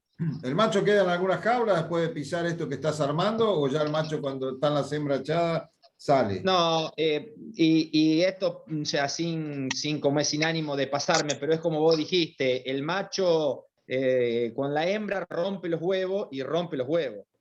¿Por qué? Así. Porque o la molesta la hembra o por ahí termina rompiéndole los huevos que está incubando cuando sale o cuando la saca, la hembra sale rápido y termina malogrando algún huevo que puso. Así que sí, yo tengo la costumbre también de que al tercer, cuarto día, cuando ella está bien culeca, el macho pasa, Sale. por lo general, a una voladora para que siga manteniendo en estado. Bien, Marcelo, te pregunto a vos, porque con tantas jaulas, supongo que los machos andarán dando vuelta por el criadero también, ¿o no? Sí, no tanto, pero sí también como Danilo, uno arriba del otro, y ya en el momento que armo las parejas, ya les tiro. Digo, bueno, este macho siempre son los puntuales y los mejores, ¿no?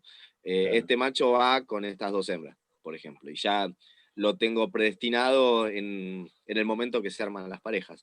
Y después, no, y después la mayoría va en yunta, pero los mejores, más, que es, por ejemplo, en un color que hay 7 machos, ¿sí? Los 2 primeros los utilizo con 2 hembras y después los demás compenso todas las parejas. Bien. Bueno, sí, Cristian, teníamos algo más. Sí, Sergio, no. A ver, son preguntas que tienen que, a ver, ya fueron desarrolladas. Una de las preguntas tenía que ver si podían hablar sobre el tema de la preparación del pastón y la incorporación de huevo, ¿sí o no? Bien. Bueno, Javier, ya que esta pregunta viene bien con el tema del huevo, ¿aumentamos el huevo, le damos la misma proporción de voz dentro del bizcocho en plena cría, antes de la cría? ¿Cómo lo manejás? Bueno, yo creo que es importante porque le cambia también, le agrega unos puntos más de proteína, eh, pero lo importante es la textura que le da y lo palatable que lo hace, ¿no? De manera tal que no lo veo para nada un inconveniente. Al contrario, creo que es algo que va a favorecer porque va a despertar va a despertar ese apetito de la hembra por ir buscarlo y después seguir trabajando con sus pichones. Puede que en algunas líneas no sea necesario utilizar quienes están trabajando muy puntualmente en la parte de color, no colorear, a lo mejor no utilizar la yema, utilizar la clara, pero lo que uno ve es que donde está presente el huevo, el aspecto la contextura que agarra el pastón, es muy interesante como para perderla, ¿no? Entonces, no le veo ningún tipo de inconveniente, al contrario, veo un aporte interesantísimo. De hecho, hay gente que en algunos casos a canarias muy remolonas las termina incentivando, motivando con huevo solo cuando empiezan a criar. Eso marca un poco lo interesante que es para ellas cuando incorporan esa fuente de alimento. Pero bueno, hay otros maestros de pastón que hacen pastón con un montón de cosas sin ponerle huevo y le dan una textura, logran darle una textura y una humedad que también es muy apetecible. Creo que ahí está la muñeca del creador, pero lo importante es tener en cuenta que mucha gente cree que si le ponen huevo está elevando la proteína, no sé, 10 puntos. Y uno tiene análisis hecho de pastón y de bizcocho seco como base de ese pastón, y aumentan 2 puntitos y medio, no más. O sea, lo importante es que sea apetecible, que sea atractivo para la canaria. Bien, bien. Bueno, Rodrigo, ¿qué pensás con el tema del huevo? ¿Cómo lo manejás vos? A full. Yo soy de esa generación que ha visto a la abuela criar criollos con medio huevo adentro de la jaula. Creo que todos nosotros lo hemos vivido. Voy al extremo que contó... ¿Cómo? Y radicheta. Exactamente. Voy al extremo que contó Javier recién. Yo los primeros 3, 4, 5 días hasta la semana tienen un lengüetero con huevo duro picado. Y bueno, me lo enseñó Danilo. Así que a él le debe pasar lo mismo. Bien.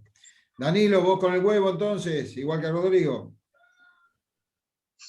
Sí, bueno, ahora con algunos pequeños cambios, porque esto se va matizando, vio Sergio. Sí. Bueno, con el tema de los blancos y de los alas blancas y de todo eso, y del color y de la luteína, que también eso ya para un tema aparte.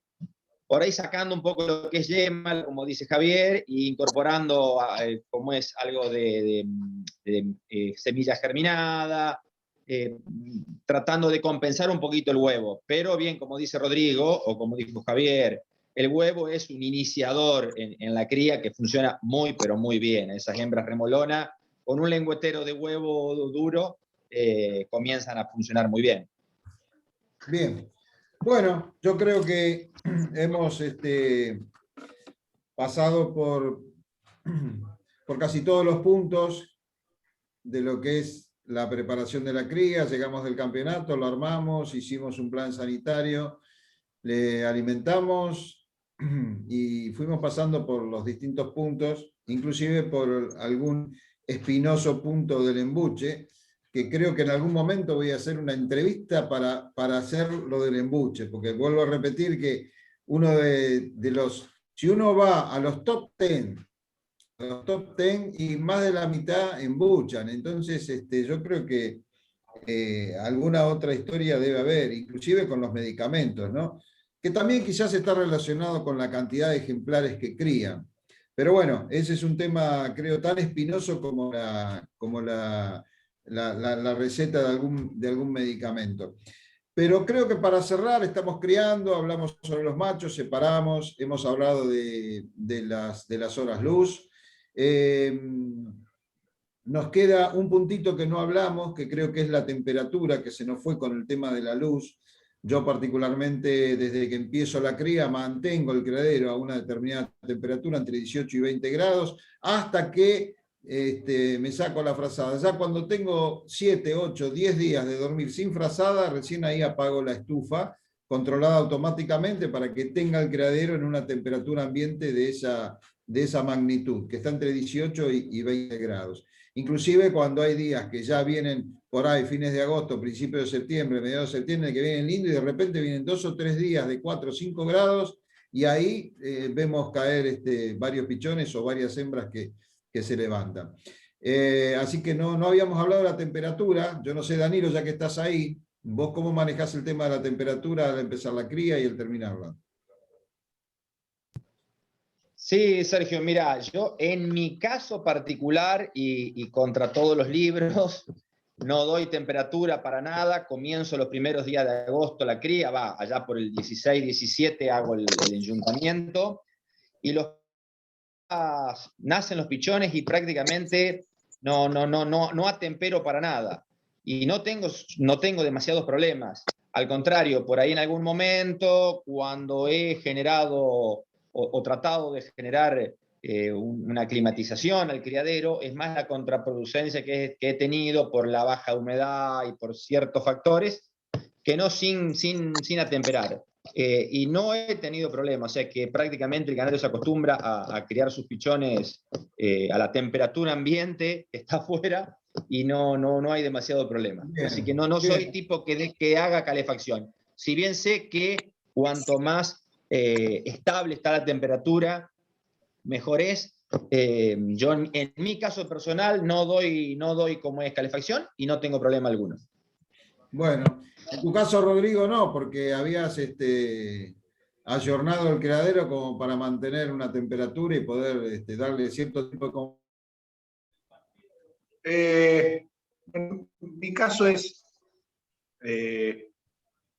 parecido a lo de Danilo en un comienzo, solo que yo trato de que aquellos días en los que el clima está muy frío, porque en general en la zona nuestra cuando empieza la temporada de cría todavía solemos tener como un mes más de noches frías o frescas, trato de calefaccionar en la noche para que la temperatura no sea contraproducente.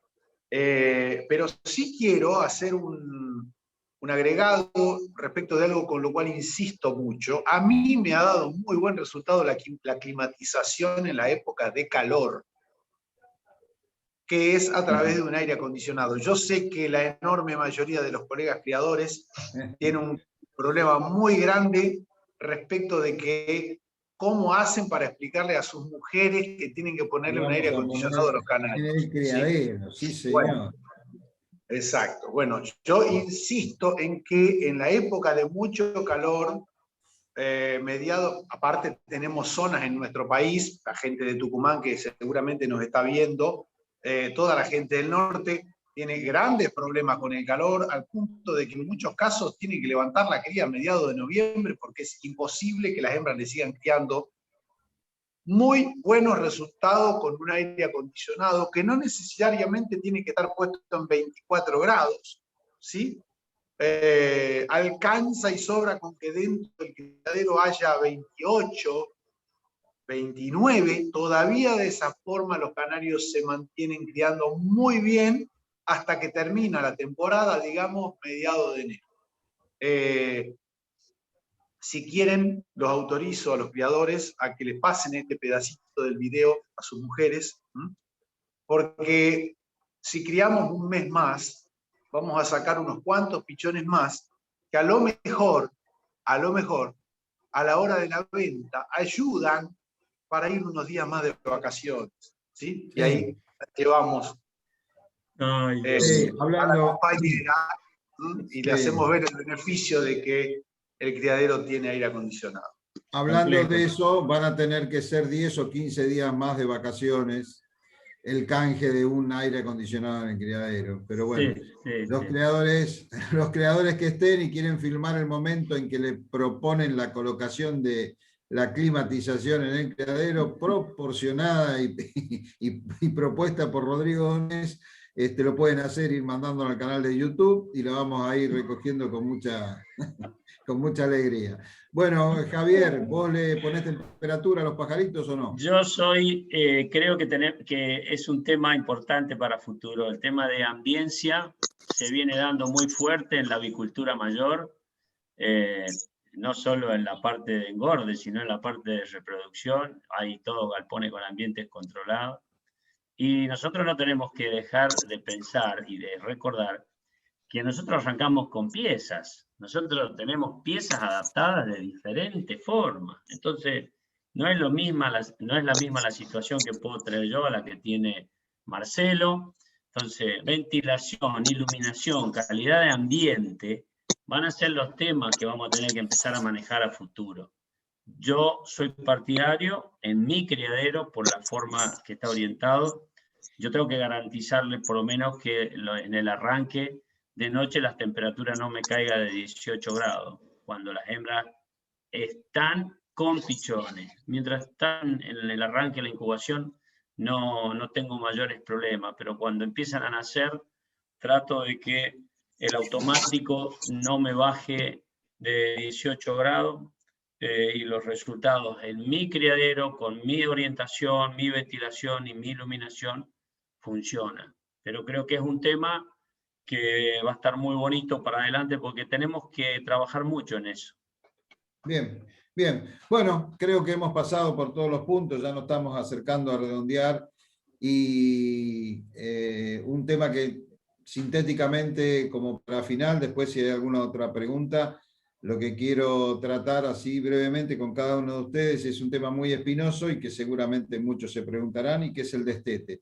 Yo sé que es muy largo, pero si podemos sintéticamente dar nuestra posición, nuestra opinión, nuestra experiencia en el destete, es fundamental. Muchísimos criadores tienen, yo diría que casi el 80% problemas con el destete. Yo no sé por qué exactamente, pero es una cosa que, y si esto, y si el otro, y cuando lo saco, y se cayó del nido, y le saca la pluma, en fin. El problema del destete es un problema casi emparentado con uno de los más graves de lo que pasa en la cría, inclusive con la infertilidad, no sé. Pero es nota común escuchar siempre del destete. Así que si hacemos algo breve cada uno y sintético, hablar de este tema, cómo lo manejan, estaría bueno. Así que bueno, ya que estás en pantalla, Javier, dale vos. Bueno, cortito, para mí pasa por lo que comentó Rodrigo, el trabajar en yuntas ayuda muchísimo a que el destete sea menos traumático para los pichones, de manera que yo en la medida que lo puedo hacer lo hago, y en la medida que veo que la canaria puede intentar dañarlos, los separo en la misma jaula, obviamente, con división de por medio, y lo primero que le ofrezco es el bebedero invertido con el lengüetero hacia adentro. Yo creo que una vez que el pichón que sale del nido encuentra el agua, obviamente teniendo después algo de pastón y bizcocho seco, es lo primero que necesita tener para aguantar hasta que arranque con el tema de la semilla. Pero el agua para mí es clave, el acercarle el bebedero en un lengüetero que tenga acceso pronto, porque generalmente lo he visto en muchos criaderos que perdían pichones porque los animales estaban deshidratados, básicamente, y no por falta de comida. Bien. Rodrigo, ¿cómo manejás el destete? Bueno, voy a tratar de ser breve, tengo varias cosas. Había anotado aquí un punto importante, que lo anoté por si se daba, y es la utilización de nodrizas, ¿sí? Que no lo hemos hablado, porque a veces tenemos familias que son saludables, pero no son buenas criadoras. Entonces, no está de más, a la hora de tratar de optimizar resultados, trabajar con un porcentaje de canarias que sean nodrizas. En ese caso, hasta la podemos utilizar de manera tal que no vuelvan a estar dentro de un nido con huevos hasta que terminen de criar sus pichones, ¿no? Eso por un lado. En segundo término, lo que decía Javier recién, que ya lo habíamos hablado, este tema de que los machos ayuden a criar, no tengo ninguna duda de que da muy buenos resultados esto que comenté respecto de trasladar un macho que sepamos que está criando muy bien, con unos cuantos pichones, aunque no sean de él, a la voladora, va a terminar de criarlos sin ningún problema, aunque sean 12, 14 o 20. En general, cuando destetamos no va a tener que alimentar a los 20, seguramente habrá 5, 6, 4 que están más retrasados y se dedica a esos pichones. Y me parece importantísimo lo último que dijo Javier, fue un trauma que he tenido durante un montón de años de criador, hasta que descubrí que el problema era que los pichones no sabían tomar agua, por eso se morían. Y yo voy un poquito más al extremo que Javier, respecto, él dice de usar el bebedero con la lengüeta hacia adentro, yo le pongo una cazuela con agua del lado de los pichones que han salido del nido. ¿Sí? Se ha reducido la mortandad en un 90% de los pichones que están aún por ir a voladores. Me parece que esos son los detalles primordiales a la hora de asegurarnos un destete más satisfactorio. Bien, bueno, vieron que siempre se aprende algo. Yo creo que el 80% de los criadores van a estar pensando en el agua, en el destete este año. Danilo, ¿cómo manejás vos el destete? Bueno, también muy parecido, también apenas veo algún indicio de que la hembra empieza a molestar los pichones, los separo dentro de la misma jaula con la reja, por más que estén en el nido, por más que ya sean pichones de 14, 15 días y que le empiezan a sacar los primeros canutos, ya directamente los separo haciéndole un orificio un poco mayor para que pueda meter la cabeza completa la hembra y seguir alimentando los pichones en el nido, en el mismo nido. De esa manera me garantizo de que no sean atrasados, porque bien sabemos que ya los pichones que son bastante molestados, sacados las plumas, se atrasan bastante. Y después en el destete, como es yo, al día 23 de nacido, esos pichones van directamente a voladoras. La única precaución que tomo es que voy intercalando las separadas. Con decirte, por ejemplo, en voladoras de 20, siempre trato que queden 7, 8 pichones viejos ya que saben comer, con 14, 15 nuevos. Entonces siempre va a haber 1, 2 o 3 de los pichones que ya comen solo de una semana o 15 días más viejos, que le van a dar de comer a todo el resto. Y no se muere ninguno. Yo tengo, por experiencia y por una opinión personal, que el día 23 de nacido es el pichón donde hace el quiebre, que la hembra ya deja de alimentarlo y no tiene la suficiente cantidad de proteína suficiente, entonces como si fuera un quiebre de destete, que ya él tiene que sí o sí salir a la calle a buscar su propia comida. Entonces tiene todavía energía suficiente, con agua, como bien dicen los chicos, tiene todavía energía suficiente para aguantar un par de días hasta que aprenda a comer. Lo único que por ahí yo digo es que siempre le ofrezco los pastones muy líquidos al principio también, para evitar lo que dice Javier también, la deshidratación, que eso es fundamental. Que en la primera semana de destete, el pastón es prácticamente más que un puré de papa, es algo muy chirlo lo que le ofrezco y es lo que primero agarran a comer ellos. Luego, a partir de esas semanas, ellos mismos van dando paso a los pastones un poquito más duros, hasta que después ya se dedican al pastón seco y a la semilla. Pero tengan en cuenta y pruébenlo, que da muy buen resultado, el destete a los 23 días, con pichones un poquito más grandes y ofreciéndole pastones muy chirlos, de mucha acuosidad. Eso es fundamental para el destete. Bien, bueno, Marcelo, te molesto con el destete porque es importante. ¿Cómo lo manejás? Bueno, ahí yo un poquito distinto. Depende de los colores también. Depende de muchas cosas. Para mí, en mi experiencia. Por ejemplo, lo que dice Danilo es recontraválido por ahí en línea clara. Si yo a un neumo lo saco a los 23 días, no me quedo sin pichones. Claro, o sea, depende mucho cómo viene creciendo, depende mucho si, por ejemplo, hay veces que uno dio un antibiótico, y así como hay antibióticos que no inciden en el crecimiento, hay antibióticos promotores del crecimiento, hay antibióticos depresores, como por ejemplo Cipro, Enro, y esos canarios llevan un tiempo más en destetar, ¿sí? O sea, unos días más, con lo cual depende el color y depende si recibió una medicación, si pasó algo, depende de muchas cosas, me puede variar. Entonces tengo esa consideración. Y yo a los 28 días lo independizaría. Yo, en el caso, pero es válido lo que dice Danilo en en el caso normal, en línea clara. Y sí, ofrecerle agua, ofrecerle, buenísimo lo del que decía Danilo, del pastón más líquido, eso está bárbaro. Y bueno, poner división también, si la hembra está, ni bien empieza a molestar, y que no pasa nada si ponemos el nido con la división y colgamos el nido del otro lado, le da de comer. Eso me mira y se queda sorprendido.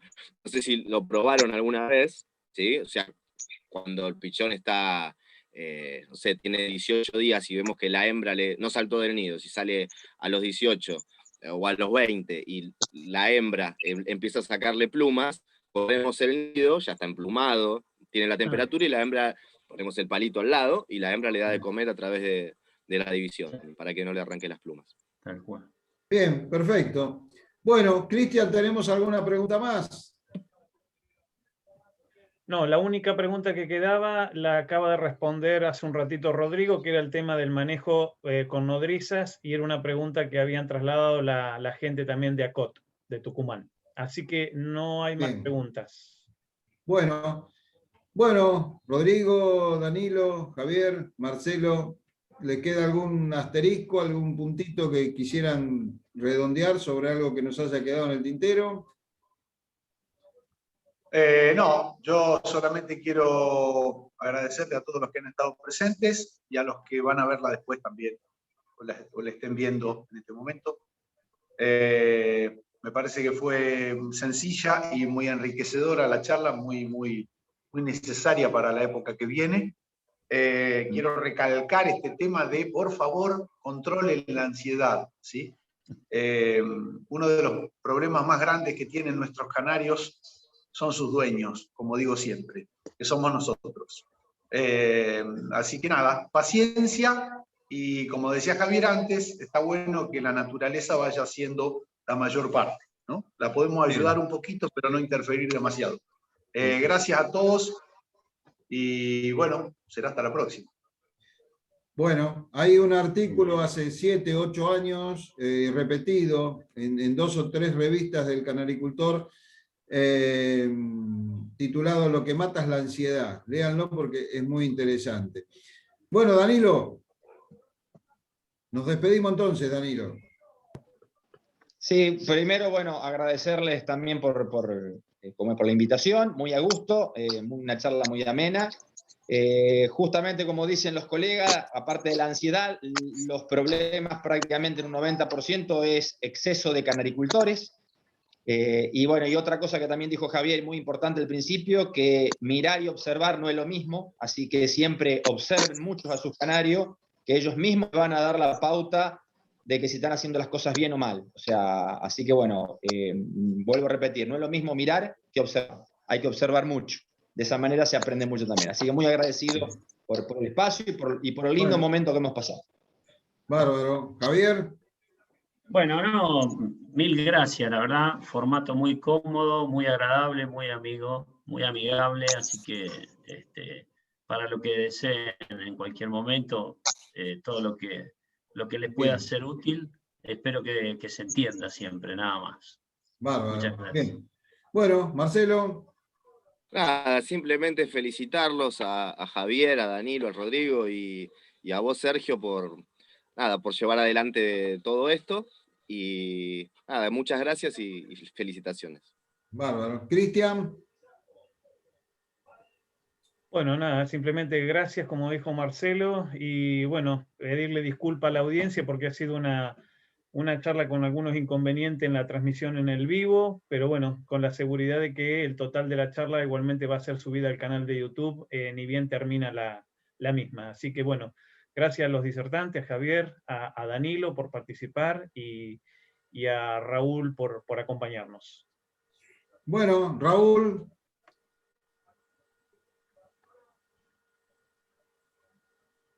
Bueno, amigos, brillante como son todas estas cosas. Espectacular. Hay que, a través de los medios hay que comunicar que por favor la vean, que es muy interesante. Como dijeron, seguro que siempre aprendemos algo. seguro, seguro. Brillante, amigos. Yo voy a agradecer a todos los que han participado o a todos los que la van a ver en los próximos días. A Sergio, en su carácter de responsable de la Escuela de Canalicultura. A Javier, a Rodrigo, a Danilo, por su brillante información. Gracias, Marcelo. No nos olvidemos de Cristian, que fue el hospedador, el que realmente tiene el plantón desde la primera hora hasta la última hora. Así es. Esto es FAC, señores, con esta sencillez. Esto es FAC. Esto no tiene precio. Espectacular. Gracias a todos por ser parte de FAC. Gracias, amigo.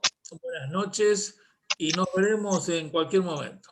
Abrazos para todos.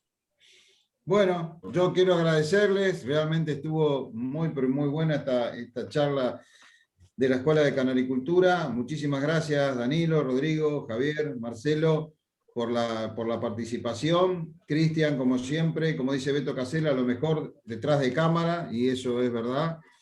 Así que muy agradecido por tu operación. Y gracias a todos los disertantes, yo creo que ha sido muy interesante.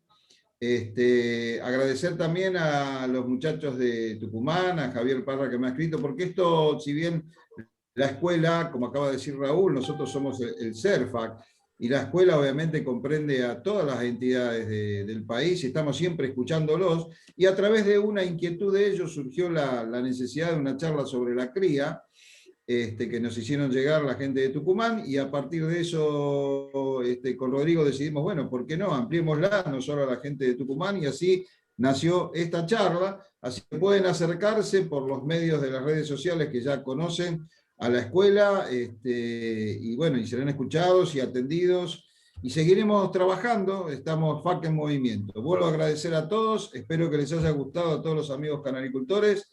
Muchas gracias, amigos, y nos estamos viendo nuevamente con FAC en movimiento. Muchas gracias. Muchas gracias.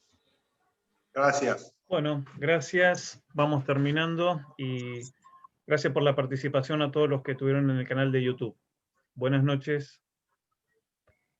Chau, chau. Gracias. Chau. Chao.